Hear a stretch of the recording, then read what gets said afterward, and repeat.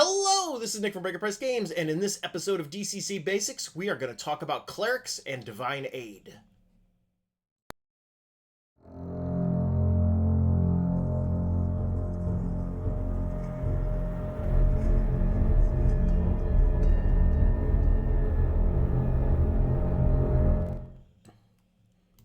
All right, so this was a topic that came up on the internet like 2-3 weeks ago, and it was something that I wanted to get to, and so we're going to get to it today. Before we get into it, though, if you would like to support Breaker Press Games further, number one, if you like this video, like, subscribe, comment down below, because obviously it pushes things up in the algorithms. Additionally, if you'd like to support Breaker Press further, you can become a member on Patreon. You get cool stuff sent to your inbox a couple of times a month, a few times a month.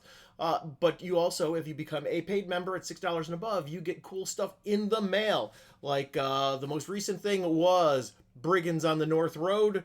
Currently at the printer is Altar of Embers, which is a one-on-one adventure, a little quest for a elemental wizard. And so, yeah, cool stuff.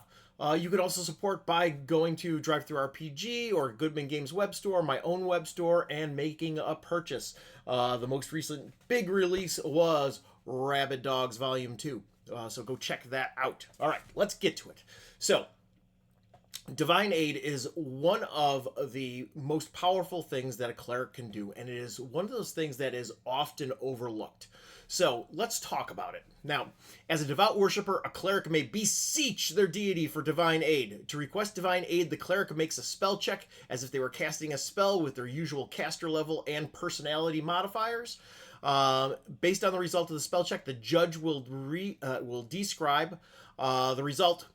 Simple requests like lighting a candle are DC 10, while commanding a column of fire would be DC 18 or higher. That's straight from the rulebook. Now, I decided to pull together some of my own examples. One of the things that I saw in one of my own games, a player was playing an icon bearer character, and they also have divine aid. It's my paladin equivalent. And they were playing an icon bearer, and it was Tragedy at Woodwitch Rise, and you need to get to an axe, and they were in like the last round of the adventure. It's on a timer, and they needed to get to the bottom of the hill and then get the axe, this magical axe, back to the top of the hill before their initiative ended. And so somebody used divine aid. The icon bearer used divine aid in order to create a force slide. That they could then slide down the hill and get to the axe. It was a very clever usage of divine aid, and ultimately, if I remember correctly, they did succeed. But all that being said, I wrote down a couple of other examples that I think would be good usage. For example, because they used in the example in the book, you know, DC 10 is a candle versus DC 18 is a column of flame. So a couple of ideas that I came up with were guiding somebody's feet across wet rocks would be something like a DC 10.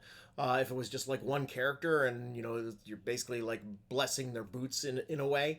Whereas giving them the ability to walk on water would be something more like a DC 18 or even a 20, depending on how many steps they need to take across this water. Another example that I came up with was to blow out the flame in a hooded lantern.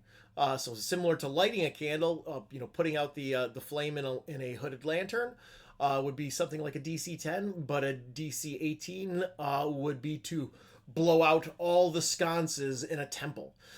So you think of it in terms of, you know, what you think would be a you know, grandiose thing that somebody could ask for that is within the limits, that, you know, isn't necessarily going to exceed the powers of what a cleric can do when you look at like their cleric spells or whatever, but can push things a bit further than because of the fact that it's a one-off. And there is a downside. And so let's talk about the downside. So by doing this, the cleric incurs a +10 penalty to their Disapproval range. Now, I did a video on Disapproval that I'm going to link right here. I did that a while back. But I break down how Disapproval works for Clerics. But kind of like how Spellburn makes the ability scores of wizards go down. In the case of Clerics, Disapproval is a mechanism by which the more they annoy their deity, the more likely the deity is going to demand something of them, and they have to roll on his disapproval table. Every day it starts at 1. By using Divine Aid, it bumps it from 1 to 11. And so if you try to cast a spell and you roll between a 1 and an 11, after you've utilized Divine Aid, you are going to have to do something for your deity. So, yeah, that is the basic crux of how Divine Aid works. It is a really powerful and a really creative thing. It has, because of the fact that there are not guardrails that are clearly presented, I think that it is oft unused by players and by judges.